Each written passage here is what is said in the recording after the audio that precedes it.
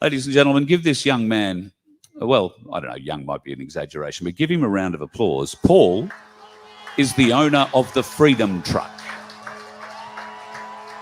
Now, if you were in Canberra, particularly for the big meet, you would have seen the Freedom Truck. It was just it is just a magnificent piece of machinery. It stands out like no other. In fact, it is in demand for movies at the moment, particularly in Queensland, where Paul comes from.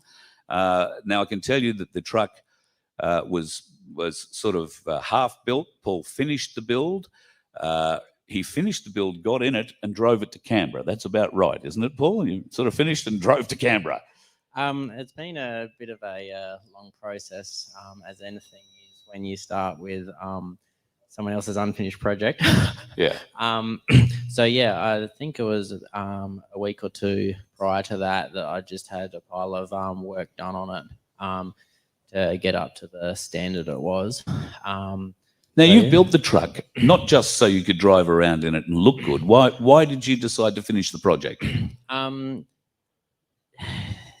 The main plan was to finish the project was so that I could do something around my health because I've got chronic neck and back pain and a few other things from a few unfortunate events.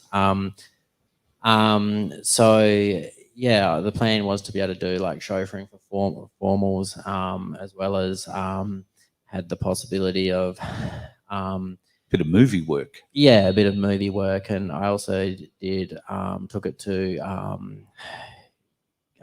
truck shows and Supernova. Supernova. Yeah, I was trying to think. All I could think was Comic-Con, but it was Supernova. I was thinking Comic-Con as well. So I did that. It really is a Mad Max truck, isn't it? And yeah, also Gold Coast car show down at Mudgery, and I found with the Gold Coast car show that, much to my surprise, because it was a family day, had to change my thinking that day, because originally I thought other car shows I'd been to, people they kind of had their hands behind their back, they respecting people's lovely vehicles and that, and I found that all the kids loved it, so I had to open the doors and let them climb through it. There was a queue, like it was ridiculously long, this queue, and luckily for me, because I have my fatigue and also Ranger in that, and I get sort of stuck under pressure. I had a few people that I'd hired. Some promo girls that then they had to change from being promo girls to babysitters, and then a couple extended family members. So we had this big queue and taking turns of kids sitting in the driver's seat. Awesome. And getting a photo and. So this is everybody in Mudgery, I remember, because every kid wanted to pull the air horn. Oh yeah. Oh yeah. So it was going off definitely more than on the convoy. Oh God, that's great. So yeah, it was fun, and when I first got it, I thought, oh, it would be a bit of fun to have for a very short time, and then sort of possibly move on or whatever. Yeah. I don't suppose you expected to have it the short time you have had it. The thing that made me want to keep it was because it's kind of a bit hard to explain, but because it's pretty way out there, the smile it puts on people's face when they see it and they see that who's driving it, it gets a different reaction. It's like you see their brain click like in,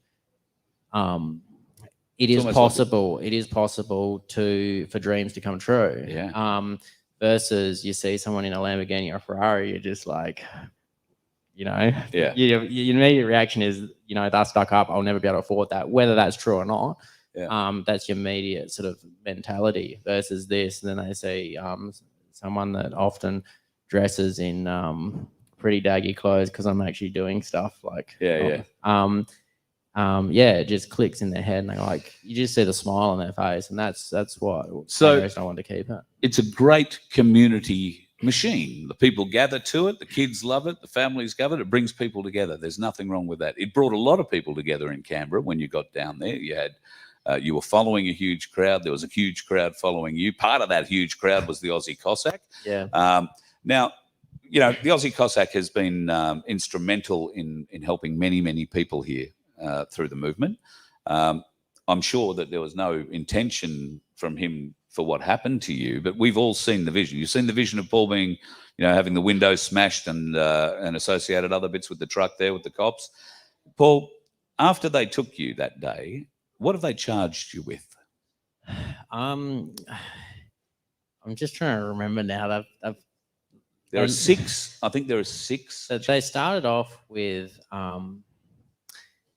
a lot less charges, but then I think furious driving is one they've added, isn't it? I think it was reckless and furious driving. That is very Did you see how fast that truck was going, folks?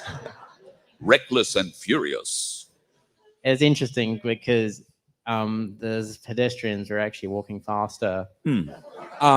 So maybe later on you will all get a notice in the mail saying that you were reckless and furious walking. But yeah, that originally was less, and then it got upgraded for, I believe, most likely the reason so they could then hold on to the truck for 3 months, possibly. It starts to get a bit difficult when you're certainly not used to being in this situation or being in trouble. When you got no experience, you kind of definitely thrown in the deep end. Yeah. And this, get me right, this was your first ever protest. I had gone to Brisbane quite a few months earlier. Without the truck? Without the truck, just on foot. And I pretty much, because my brother went as well, and he's into camera gear and stuff, so he took a few photos and that and lost him. So I just kind of just walked on the outskirts a bit more so than, one sense, in the actual protest, if that makes sense. But you were right in the protest in Queensland and Canberra. So really it was my first actual active protest, rather than just going along and saying, you know, what's sort of going on. I've always my whole life been a strong believer in what I sort of feel is right and wrong, and you know, sticking up for others, and I guess that's what I was going for, because I wanted to, you know, stick up for others, absolutely support, like Australia as I was brought up to know it. That is people coming together and helping others and trying to get this country on the right track. Absolutely. So they've dragged you out of the truck. They've charged you with all these things. The truck is still impounded? The truck's still impounded. Just going back one step with the charges is they ended up then adding more charges on many months later, when basically the lawyer said, oh, well, you can't hold the truck longer than this. They said, pretty much, we'll see about that. And all of a sudden, I know I've got one that's driving at police that's 15-year maximum prison. So now I'm looking at a total of 20 years and 6 charges that... hang on, 6 charges for a potential 20 years in jail. We did see the truck, didn't we, folks? We did see just how dangerous it was, didn't we? This guy's being railroaded fairly solidly. It can't be cheap to protect yourself in this regard, or to try and represent. No, so it's all been like a very interesting process, considering the fact that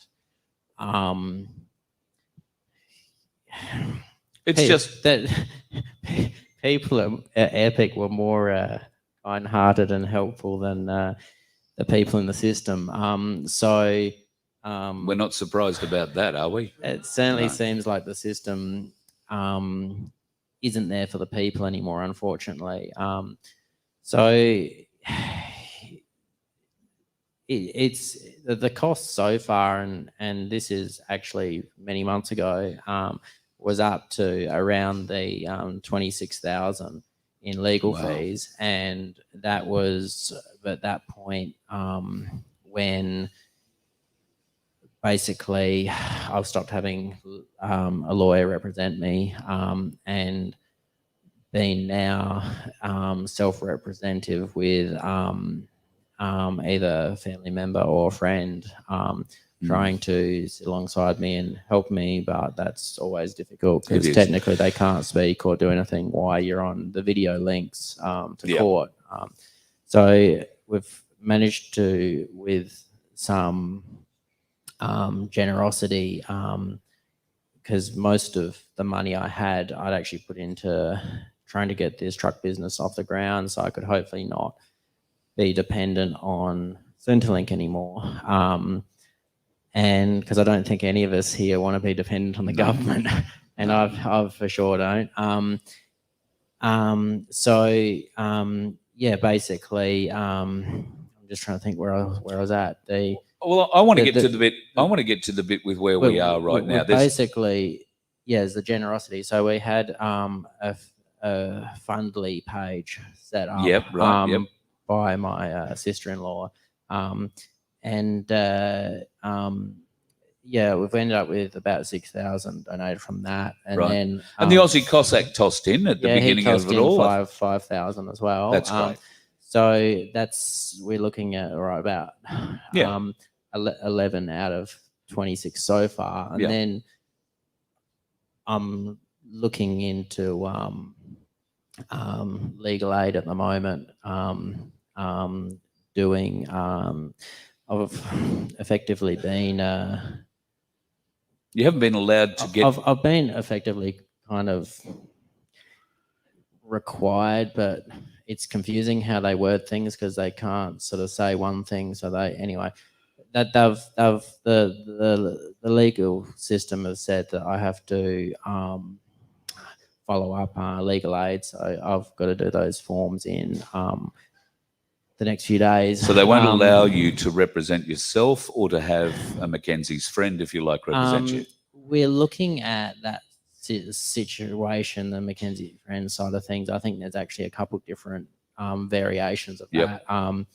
But it seems the wheels seem to turn really slow with the system, and if you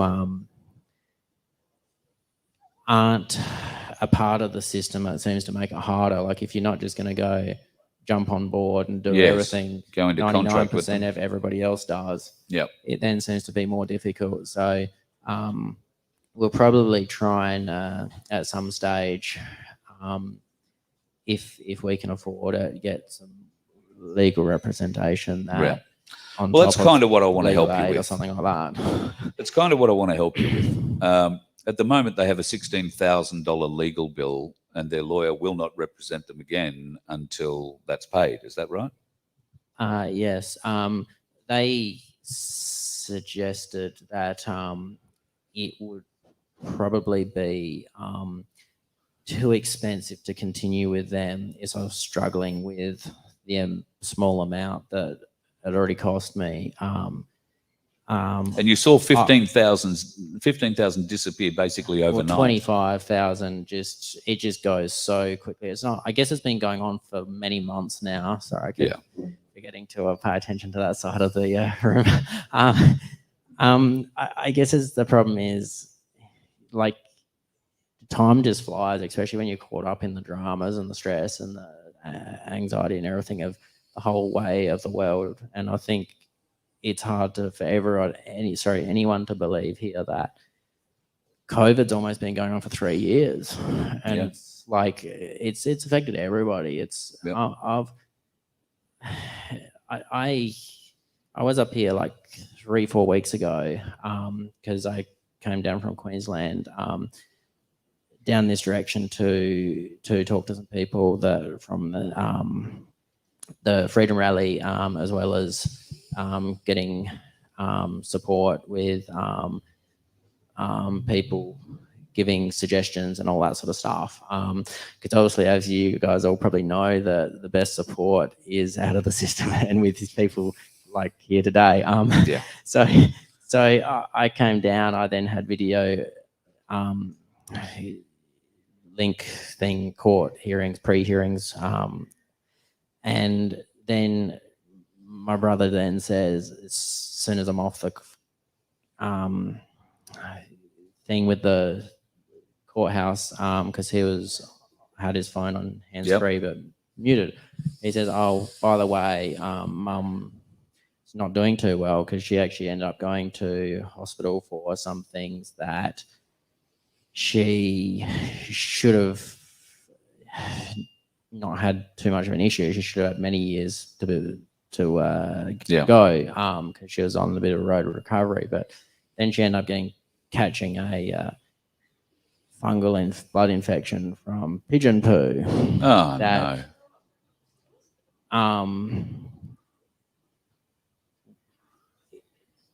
Just you know where that's probably going to go and where that probably came from. Without me saying it. Yeah, so I'll tell you, folks. He lost his mum about 12 days ago. Then I'm on a video link to the court, and then go in there for a few days to sit with my mum, and then she dies and passes away, and then we have the funeral on the 12th, and I'm going to come back here for more court legal stuff, and it's just like it's wrong. Like in the end.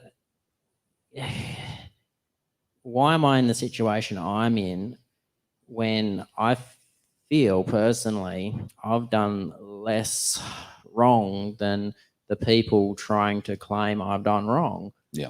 With behavior and actions. And then the previous year, my grandmother passed away, and of course, you'll probably know that you couldn't go into nursing homes without being up to date with the shots and all this stuff. So that was another thing. You know, you couldn't see her, and she was a bit of a different grandmother because she actually lived on the property. So it's a bit like a second mother. And, you know, as rubbish as I was trying to think of a non-swear word. Rubbish is a good word. As rubbish as my story might sound, the amount of stories I've heard, even being in Melbourne, is absolutely insane. And it's disgusting and wrong. And I think you could probably put up a lot of people's hands in this room to say that they have either had someone pass since COVID, not be able to see them, or they haven't been able to see family or something like that. It's not just one of us. It's all of us. It's all of us. Yep, you're right. I should point out, Paul has a brain injury. He has a problem with his neck and his back as well. So if you see him struggling for words, that's why. It doesn't affect you driving. It certainly doesn't affect you riding. You turned up on a motorbike. No, it's both basically more so if I'm under pressure or stress or thinking. And I definitely wasn't ever somebody that you would have seen up here a few years ago. That's why we made this stage, mate. We like getting newbies up. I'm getting slightly better at all this, and it does help, I think, the company you're in, especially when you've got someone that's understanding and you know, has your best interests at heart. So yeah, we're here to help, mate. We want to help. I've had a message from the Aussie Cossack. He'll be in contact next week. I think he's working on something with his lawyer. So we'll see what he comes on. I think anything the Cossack can do is a great help, yes? I mean, you've got to understand, folks, the Cossack's been in jail himself for 4 months. I can't imagine he's terribly flush with cash right now. But he is a genuine man. And I don't think he's going to leave you hanging. I don't think he would leave the people hanging. So I want to thank him for standing up where he has. He's already put his hand in his pocket for $5,000. Now he's going to make some introductions to the lawyers and see what can happen there. The fact of the matter is, you do need some help and support. Is there anywhere that people can go to help donate to you? We do have a Fundly page happening. Fundly. Fundlies. I'm a bit of a dyslexic, so I'm bad at this. That's right. You can hand it to me. I'll read it.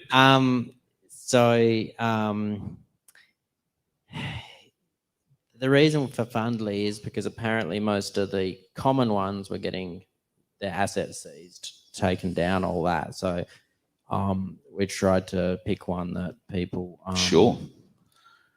So fundly.com/help-freedom-truck. Okay, go to the Fundly page, Fundly, fundly.com/help-freedom-truck. If you can possibly help Paul and his brother, I mean, you're in this together. Well, having you said that, like my brother obviously has a full-time job, and my sister-in-law, his partner, has a nursing career, and we all know what happened to a lot of the nurses. Yeah. So she's managed to stay a nurse, but got forced. I guess. Yep. Well, she got threatened. Coerced. I should say coerced. She got Yep. told that she would lose all her 10 years of long service leave if she didn't get the jab and so on. So she's been struggling. Nurses particularly struggle with mental absolutely. health to begin with because of the situation they're in. The fact they're around death. Who wouldn't have anxiety from that? Yep. So he also puts a lot of time into her as well as both of their work and so on. So, and now he's putting just so much time into me that he shouldn't have to. And a lot of people have put a lot of time into me. Last time I was here 3-4 weeks ago, I met quite a few people at the Go Show and through Michael at Cafe Lockdown and a few other places.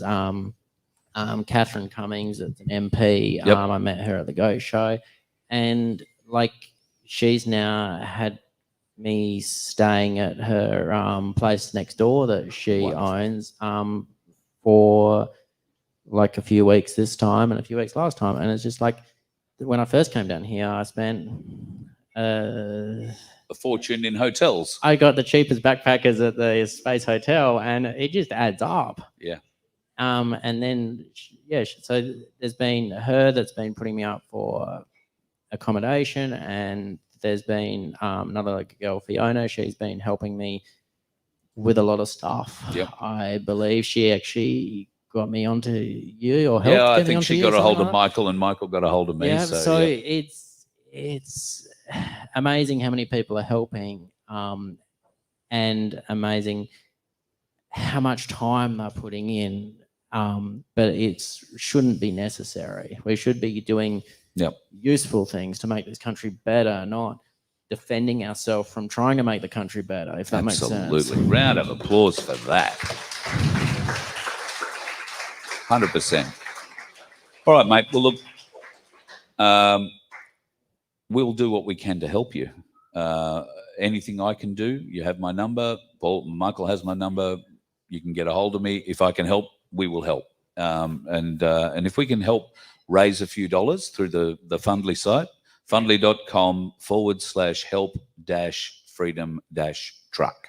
That's the website. Yes, that would be really helpful. Even though I hate to. No, accept I understand, donations. mate. I'm Asking always is usually really the one hard. trying I to hear give you. other people stuff and help. Yeah. But we all saw what happened that day. You just basically followed the crowd, followed along. The coppers got very excited about you, and at the end of the day, smashed your truck up, took you. There was somebody else in the truck. We might talk about that another time. There was somebody else in the truck with you. I'm very interested. If that lady that was in the truck with Paul would like to contact us at VOFHQ, we would love to hear from you. I think you might have some interesting stories to tell.